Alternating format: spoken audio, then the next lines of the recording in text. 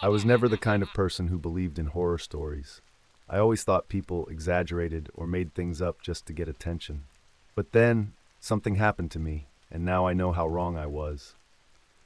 This all started when I downloaded a dating app. I was in a rough spot, new city, no friends, and honestly a little lonely. My colleagues had been bugging me to try it, saying it was the best way to meet people these days. So I caved and made a profile. I wasn't expecting much. Swipe left, swipe right, it was like a game. Then I matched with her. Her name was Emily. She was stunning, but not in a flashy way. Her pictures looked normal, selfies, a picture of her reading in a park, one with her dog. Her bio read, "Looking for someone who loves deep conversations and horror movies." We hit it off immediately. She was funny, smart, and seemed genuinely interested in me. We talked about everything, movies, books, life. I felt like I'd known her forever. After a week of texting, she suggested we meet in person. I was nervous but excited. A part of me thought, finally, something good is happening. I had no idea how wrong I was. She picked a quiet little cafe downtown. It was the kind of place where you'd go to read or work, not the kind of place for a romantic first date. But I didn't mind. It actually seemed kind of charming. I got there early, grabbed a seat by the window, and waited. 5 minutes passed, then 10. I started wondering if I'd been stood up. Then I saw her walk in. She looked exactly like her pictures, but something was off. Her smile didn't reach her eyes, and there was this strange, almost predatory energy about her. But I brushed it off as nerves. Maybe she was as anxious as I was. We ordered coffee, and the conversation flowed easily at first. She asked me a lot of questions about my life, more than seemed normal. What I did for work, if I lived alone, if I had family in town. It felt intense. At some point, I asked her about herself. She hesitated, like she was deciding how much to tell me. Finally, she said, "I've had a rough life. I'm just trying to start fresh." Her answer seemed vague, but I didn't press her. Everyone has their baggage, right? The date ended awkwardly. She gave me a hug that felt a little too long and whispered, "I can't wait to see you again." Something about the way she said it made my skin crawl. After that night, things got weird. She started texting me constantly throughout the day. At first, it was flattering, but then it became overwhelming. If I didn't respond right away, she'd send more messages. "Are you okay? Did I do something wrong?" One night, I was at home watching TV when my phone buzzed. It was Emily. She sent me a picture of my apartment building. "Thought I'd surprise you," she wrote. My stomach dropped. I hadn't told her where I lived. I stepped out onto my balcony, and there she was, standing across the street, staring up at me. She waved, smiling like this was completely normal. I texted her back, saying I wasn't feeling well and needed some space. She didn't reply. Instead, she just stood there for another 5 minutes before walking away. For the next few days, I didn't hear from her. I thought maybe she'd gotten the hint. Then, one night, I woke up to a noise in my apartment. It was faint, like someone was trying to be quiet. I grabbed my phone and turned on the flashlight. My heart was pounding as I crept through the hallway. That's when I saw her. She was standing in my living room, holding one of my framed photos. Her back was to me, but I could see her reflection in the glass. Her face was blank, almost lifeless. "Emily," I shouted. "What the hell are you doing here?" She turned slowly, her eyes locking onto mine. "You didn't answer my texts," she said, her voice eerily calm. I ran out of the apartment and called the police. When they arrived, she was gone. But they found something she'd left behind. It was a notebook filled with pages of details about my daily routine. That was the last time I ever saw her. I deleted all my dating apps after that and moved to a new city. To this day, I don't know how she found out so much about me or what her intentions really were. So if you're using dating apps, be careful. You never know who you're really talking to. And remember, sometimes the scariest monsters aren't the ones in the movies. They're the ones standing right outside your door. Clara had been looking forward to this trip for months. After a grueling year at work, she'd finally decided to treat herself to a solo vacation. The pictures online had promised turquoise waters, white sand beaches, and a charming little town nestled in the hills. So far, the island hadn't disappointed. Her small Airbnb, perched on a cliff overlooking the ocean, was picture perfect. The salty breeze carried the scent of wildflowers, and the sound of waves crashing against the rocks was soothing. It was the kind of place people dreamed of escaping to. But being alone had its drawbacks. Clara had always been independent, but after 2 days of quiet meals and solo strolls, she couldn't help but feel a little lonely. That's when she downloaded Luna, the dating app she'd heard about from a friend. It's not like the others, her friend had said. It's for travelers. You might meet someone interesting. Sitting on the balcony with her phone in hand, Clara swiped through profiles. Most of the men seemed like tourists just passing through, but one caught her eye. Luca. His profile was simple, local, lover of the ocean, looking for someone to explore with. His picture showed a handsome man with dark hair and an easy smile, standing on a beach at sunset. There was something genuine about him, something that made her pause. Before she could overthink it, she swiped right. It didn't take long for Luca to message her. "Hey, welcome to the island. How are you finding it so far?" Their conversation flowed effortlessly. Luca seemed kind, funny, and full of local knowledge. When he offered to show her around, Clara hesitated for only a moment before agreeing. "Perfect," had replied. "Meet me at the main square tomorrow morning. I know just the spot to start." The next day, Clara dressed in a breezy sundress and comfortable sandals. The main square was bustling with life, locals selling fresh fruit, tourists snapping photos, and musicians playing lively tunes. Luca spotted her before she saw him. "Clara?" he called, his voice warm. She turned to see him standing by a fountain, his smile even more disarming in person. He wore a simple linen shirt and shorts, his hair slightly tousled from the breeze. "Luca," she greeted, feeling a surprising flutter in her chest. He held out a hand. "Ready for an adventure?" She laughed, shaking it. "Let's do it." Luca led her through winding streets and down a narrow trail that overlooked the ocean. As they walked, he told her stories about the island, its history, its myths, and the best places to eat and drink. "You've been here your whole life?" Clara asked. "Born and raised," he said, glancing at her with a smile. "It's a small place, but it has its secrets." They arrived at a secluded beach, hidden behind a cluster of jagged rocks. The sand was pristine, the water impossibly blue. "Wow," Clara whispered. "How did you find this place?" Luca shrugged. "You grow up here. You learn where to look." They spent the day lounging on the beach, wading into the water and sharing stories. Clara couldn't remember the last time she'd felt so at ease. Luca seemed thoughtful and attentive, always making sure she was comfortable and happy. But as the sun began to set, casting long shadows across the sand, Clara noticed a shift in his demeanor. "Do you come here often?" she asked, trying to break the silence. "Sometimes," he said, his voice quieter now. "But it's better with company." The way he said it made her skin prickle. It wasn't anything overt, but there was something in his tone, something that made her feel like she didn't know him at all. "I think I should head back," Clara said, forcing a smile. "It's getting late." Luca's expression darkened, just for a moment. Then he smiled again, his easy charm returning. "Of course. He'll walk you back." Clara nodded, but as they left the beach, unease coiled in her stomach. She told herself she was overthinking it, that Luca had been nothing but kind. But deep down, she couldn't shake the feeling that she'd made a mistake. The first few hours on the beach were blissful. Clara felt a lightness she hadn't experienced in years, as she dipped her toes in the water and let the waves lap at her ankles. Luca had brought a small cooler with chilled drinks and a basket of fresh fruit, which only added to the charm. They talked about everything, or so it seemed. Luca wanted to know all about her life back home, her job, her family, and her love for travel. He listened intently, his dark eyes locked on hers, nodding and laughing at all the right moments. But when she turned the conversation back to him, his answers were vague.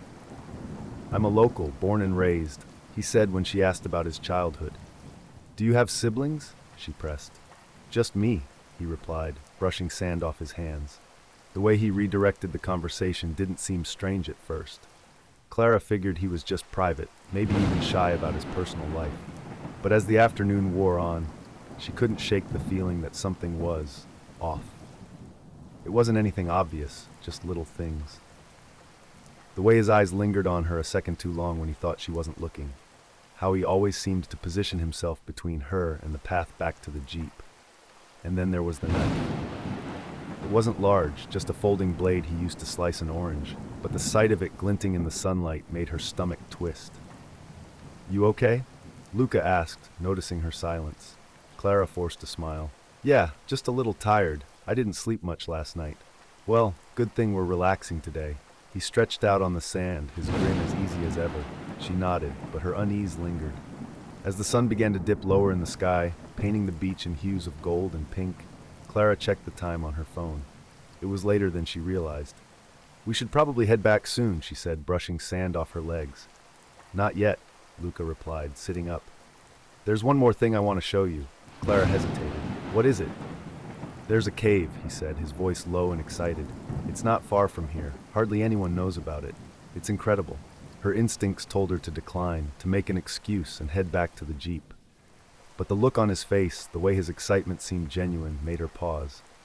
It's a short hike, he added, standing and offering her a hand. I promise it's worth it. Reluctantly, Clara agreed. The trail was narrow and overgrown, winding through a thicket of trees that blocked out most of the fading light.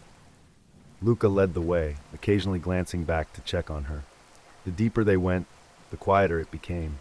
No birds, no waves, just the sound of their footsteps and the occasional snap of a twig. How much further? She asked, her voice breaking the eerie silence. Not far, he said without turning around. She tried to ignore the prickling at the back of her neck, the feeling that something wasn't right. But when Luca slowed his pace, falling into step behind her, her heart began to race. Clara forced herself to keep walking, her breathing shallow as the path grew steeper. She could feel Luca's presence behind her, his steps too close for comfort. You're quiet, she said, her voice trembling slightly. Just taking it in, he replied, his tone calm. The path opened into a small clearing, the entrance to a dark cave just visible in the fading light. Luca stopped, his hand brushing her arm as he pointed ahead. There it is, he said softly. Clara stared at the cave, her unease growing. It's getting late. Maybe we should head back and come here tomorrow? Luca's hand closed around her wrist. The grip wasn't painful, but it was firm, too firm. Why are you in such a rush? He asked, his voice smooth but cold. Clara tried to laugh, pulling her arm away. I don't like the dark. His grip tightened. No one knows you're here, do they? Her blood ran cold. The words hung in the air, sinister and final. This was no misunderstanding. Clara's instincts screamed at her to run. I think I left my phone back at the beach, she said, her voice shaking. Luca didn't let go. Instead, he leaned closer, his breath warm against her ear. You don't need it, he said, his tone low and almost amused. That was it. With all the strength she could muster, Clara yanked her arm free and bolted back down the trail. Clara, Luca's voice called after her, sharp and commanding. She didn't stop. She didn't look back. The trees blurred around her as she ran, her heart pounding in her chest. Behind her, she could hear him crashing through the underbrush, his footsteps heavy and relentless. The path twisted and turned, but she didn't slow down. She couldn't. Every instinct told her that if he caught her, she wouldn't make it out of the woods alive.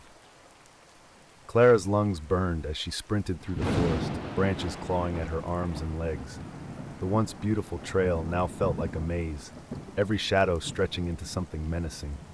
She couldn't tell how far behind Luca was, but she could hear him, his footsteps pounding against the earth, his voice cutting through the darkness. Clara, stop, he shouted. You're making this harder than it needs to be. His voice wasn't angry, it was calm, almost casual, which made it even more terrifying. She knew that if she faltered for even a second, he would catch her. The narrow path twisted downhill, the incline steep and unforgiving. Clara's sandals slipped on loose dirt, and she nearly fell several times, but adrenaline pushed her forward. Her mind raced as she tried to remember the route to the beach. Had they turned left at the fork, or right? She risked a glance over her shoulder and immediately regretted it. Luca was closer than she thought, his figure illuminated by the faint glow of the setting sun filtering through the trees. Her foot caught on a root and she stumbled, hitting the ground hard. Pain shot through her knee, but she didn't have time to dwell on it. She scrambled to her feet just as Luca emerged from the trees.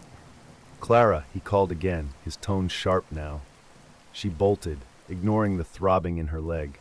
The forest began to thin, the dense canopy giving way to patches of open sky. Clara's heart leapt as she spotted the faint outline of the beach in the distance. She was close, but Luca wasn't giving up. His footsteps grew louder, the crunch of leaves and twigs signaling that he was closing in. "You don't understand," he called. "You can't leave now. It's too late." The words sent a fresh wave of fear coursing through her. She didn't want to know what he meant by too late. The last stretch of the trail opened into a small clearing, and for a moment Clara hesitated. The beach was still a few hundred yards away, and the open space would make her an easy target. She glanced around, searching for something, anything that could slow him down. Her eyes landed on a thick branch lying near the edge of the clearing. Without thinking, she grabbed it, her hands trembling as she turned to face the trail. The seconds stretched into an eternity as she waited, her breath ragged, her heart hammering in her chest. Then Luca appeared. He stepped into the clearing, his face calm but his eyes dark, calculating.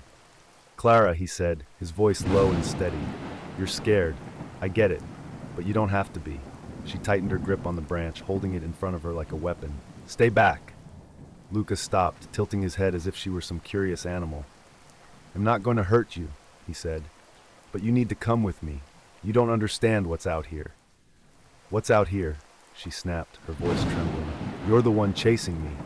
Luca sighed, as if she were being unreasonable. "Clara, put that down. You're going to hurt yourself." She didn't move. Her instincts screamed at her to keep running, but something in his tone made her hesitate. He didn't sound angry. He sounded sad. "I didn't want it to be like this," he muttered, almost to himself, and then he lunged. Clara swung the branch with all her strength, the weight of it vibrating through her arms as it connected with Luca's shoulder. He stumbled back, a curse escaping his lips. She didn't wait to see if he recovered. She turned and ran, the beach now in sight. Her bare feet hit the sand, the cool grains slowing her down as she sprinted toward the jeep. It was still there, parked exactly where they'd left it. "Please, please, please," she whispered, fumbling for the door handle. To her relief, the door was unlocked. She climbed in, slamming it shut behind her. Her fingers trembled as she reached for the keys still in the ignition. A shadow passed in front of the windshield. Clara froze. Luca stood there, his chest heaving, his expression unreadable. "You can't leave," he said, his voice muffled through the glass. "It's not safe." Ignoring him, she turned the key. The engine sputtered to life, and she floored the gas pedal, the tires kicking up sand as the jeep lurched forward. Luca jumped to the side, his figure disappearing in the rearview mirror. Clara didn't stop driving until she reached the main road.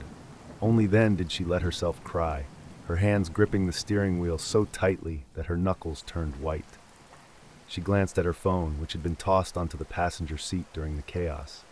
There were no missed calls, no texts, no sign that anyone even knew she was missing. The thought made her chest tighten. She wasn't safe yet, not by a long shot. And as she drove back toward the small town, her mind raced with questions she couldn't answer. Who was Luca? What had he meant about it being too late? And why did she feel like this wasn't over? The headlights cut through the darkness as she sped down the winding road, her unease growing with every mile. Something told her that Luca wasn't the only danger lurking in these woods.